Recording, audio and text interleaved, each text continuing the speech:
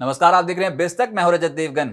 आज बेहद ही खास दिन था क्योंकि हम वीकेंड पे जो भी खबर अदानी ग्रुप और हिंडनबर्ग के ऊपर ट्रैक कर रहे थे उसका एक बड़ा असर पड़ सकता था मार्केट्स पे, और पड़ा भी।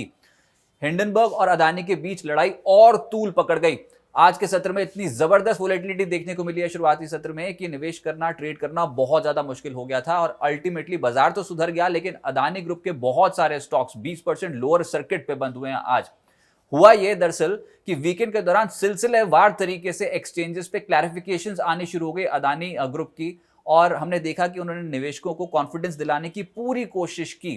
पहले तो आपको ये बताते हैं कि हिंडनबर्ग रिपोर्ट पे जो अदानी की स्टेटमेंट्स आई थी, अदानी के जवाब आए, उसमें क्या कुछ इंपॉर्टेंट पॉइंट्स हैं। 413 पन्नों की अदानी ने एक रिपोर्ट पेश कर दी स्टॉक एक्सचेंजेस पे, अपनी सफाई पेश की, जिसमें हिंडनबर्ग में उन्होंने कहा है कि हिंडनबर्ग ने अपनी रिपोर्ट में गुमराह करने वाले दावे पेश किए हैं। हिंडनबर्ग ने सार्वजनिक डोमेन में पहले से ही मौजूद मामलों को जोड़ तोड़ कर पेश करके एक झूठी कहानी बनाई है। भारतीय कानून और अकाउंटिंग स्टैंडर्ड्स की जानबूझकर अवहेलना की गई है। यह केवल किसी खास कंपनी पर अनुचित हमला नहीं, बल्कि यह भारतीय संस्थानों की आजादी, उनकी गुणवत्ता, ग्रोथ स्टोरी और भारत की महत्वाकांक्षा पर एक प्लान्ड अटैक है। तो बस ऐसा लगा कि एक बहुत ही बढ़िया एक स्टेटमेंट और इतनी बड़ी रिपोर्ट बाजार को थोड़ा कूल कर देगी, नर्व्स को थोड़ा काम कर देगी, लेकिन वैसा हुआ नहीं, क्योंकि आज जैसे ही बाजार ओपन होने वाला था तो हिंडनबर्ग ने एक और चाल चल दी। और हिंडनबर्ग ने जो जवाब दिया इस रिपोर्ट के ऊपर वो था ये कि हिंडनबर्ग ने कहा कि अदानी ग्रुप ने 88 सवालों में से सिर्फ 62 सवालों के जवाब दिए और हमें अभी भी अदानी ग्रुप से सवालों के जवाब ठीक से नहीं मिले हैं। आपको एक जरूरी जानकारी दे दें कि बिस्तक पर 1 फरवरी से आप बजट की सबसे बड़ी कवरेज देख पाओगे, लेकिन क्या मौजूदा इलेक्ट्रिक व्हीकल्स लोन योजना को 31 मार्च से आगे बढ़ाया जाएगा? आप अपनी राय हां या ना में दर्ज करवा सकते हैं प्रोबो पर, जो हमारे ओपिनियन पार्टनर्स हैं। लिंक डिस्क्रिप्शन बॉक्स में आपको मिल जाएगा। नतीजा यह हुआ कि आज बाजार में शुरुआती सत्र में एकदम से वोलेटिलिटी बढ़ गई। शुरुआती 5 मिनट में तो बाजार बहुत ज्यादा कांपता हुआ नजर आया। आज शुरुआती 5 मिनट में जो लो लगा था वो 17,466 का था। उसके बाद रिकवरी इतनी शार्प थी कि दिन के निचले स्तर से लगभग 247 पॉइंट्स उछल गया था। निफ्टी दिन का हाई लगाया था 17,709 का, टिक नहीं पाए, हायर लेवल पे फिर से हो गई पिटाई। और निफ्टी बैंक का तो और बुरा हाल था, बहुत ज्यादा वोलेटाइल मूव्स, दोनों तरफा चाल देखने को मिल रही थी। अल्टीमेटली हुआ ये कि आज का दिन का ओपन हुआ 17,541, लो था 17,405, हाई था 17,709, एक बड़े दायरे में हो गया कामकाज। और निफ्टी की जो क्लोजिंग हुई है अल्टीमेटली वो 44 पॉइंट्स के गेन्स के साथ हुई है 17,648 के लेवल पे। निफ्टी बैंक मात्र 42 अंक ही क्लोज टू क्लोज बेसिस पे चढ़ता हुआ नजर आया है, और दिन के दौरान तो बहुत ही शानदार रिकवरी शो कर रहा था, लेकिन हायर लेवल पे टिक नहीं पाया। और 169 अंकों की बढ़त सेंसेक्स में देखने को मिली है। एडवांस डिक्लाइंस 29 शेयर्स हरे निशान में, 21 शेयर्स लाल निशान में निफ्टी के बंद हुए, लेकिन जो सबसे ज्यादा चढ़ा वो था बजाज फाइनेंस। नतीजों का डायरेक्टली इंपैक्ट पड़ गया, 4.5% स्टॉक उछला। अदानी एंटरप्राइजेस एक बार तो जो रिकवरी आई थी उसमें 10% अपर सर्किट पे लॉक हो गया था, लेकिन उसके बाद हायर लेवल पे टिकना मुश्किल हो गया। और अभी भी ये अपने एफपीओ के इश्यू प्राइस का जो लोअर कैप है उससे नीचे कर रहा है ट्रेड।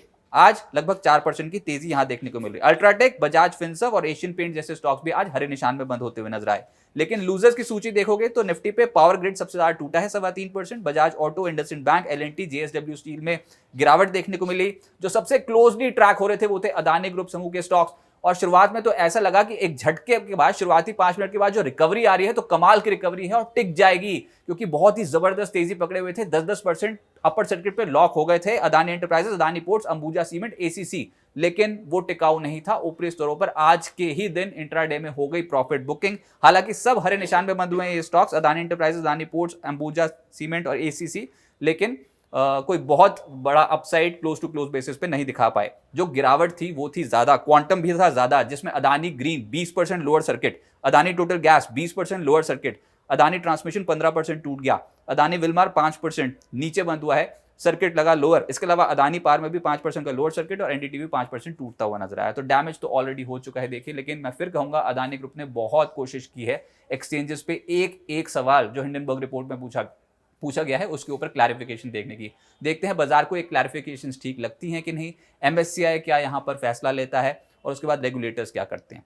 ओवरऑल सेक्टर स्पेसिफिक देखोगे तो आईटी दिखेगा आपको तेजी वाला सेक्टर, जिसमें कोफोर्ज, एम्फोसिस, एचसीएल टेक 2.25% से 3.25% का उछाल था। इन्फोसिस, विप्रो, एलटीआईएम, टेक महिंद्रा, टीसीएस जैसे स्टॉक चढ़ते हुए नजर आए। एक सेक्टर ये था जिसमें आज पकड़ मजबूत दिखाई दे रही थी, वो था आईटी। प्राइवेट बैंक्स शुरुआत धीमी हुई थी, लेकिन निचले स्रोत से रिकवर करके बहुत सारे स्टॉक्स, जिसमें IDFC first bank, ICICI bank, Federal bank, AU bank और कोटक बैंक शामिल थे। सिटी यूनियन बैंक भी चढ़ा। सरकारी बैंक्स का दबदबा ज्यादा दिखाई दे रहा था। निचले स्रोत से रिकवरी तो हुई ही, लेकिन क्लोज टू क्लोज भी देखोगे तो इंडियन बैंक 5% ऊपर बंद हुआ है, बैंक ऑफ महाराष्ट्र 5% ऊपर बंद हुआ है, bank of Baroda, PSB, Canara bank, bank of India में हल्की तेजी देखने को मिली। जहां पर गिरावट थी उसमें ऑयल एंड गैस सेक्टर का एक कंपोनेंट जो है वो है Adani total gas, 20% lower circuit पे था। इसके अलावा गेल, पेट्रोनेट, ओएनजीसी 1.5% से 4.5% टूट गए। गुजरात गैस और कैस्ट्रॉल भी हल्के हो गए। मेटल्स में JSPL, JSW steel, Tata steel, Welspun Corp, JSL, Hindalco जैसे स्टॉक्स 1.5% से 2.5% टूटते हुए नजर आए।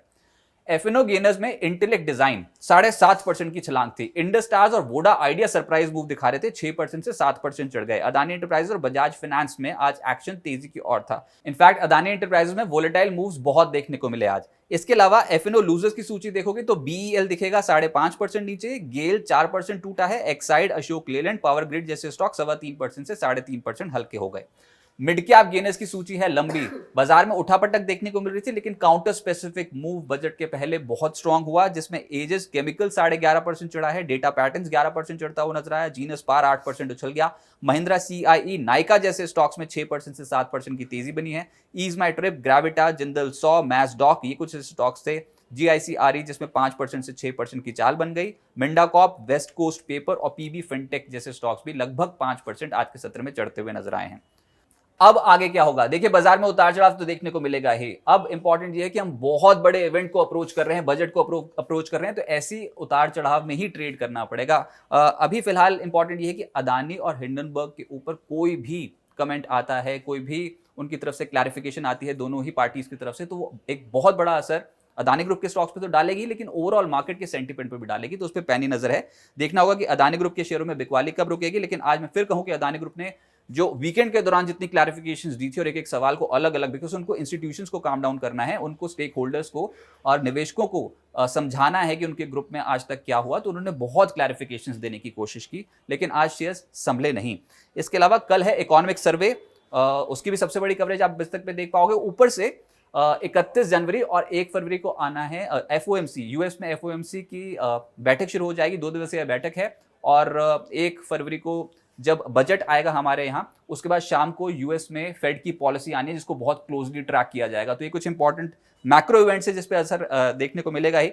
लेकिन निफ्टी के इंपॉर्टेंट लेवल्स क्या हैं? देखिए, ऊपरी स्तरों पर आप रेजिस्टेंस ढूंढिए इस समय।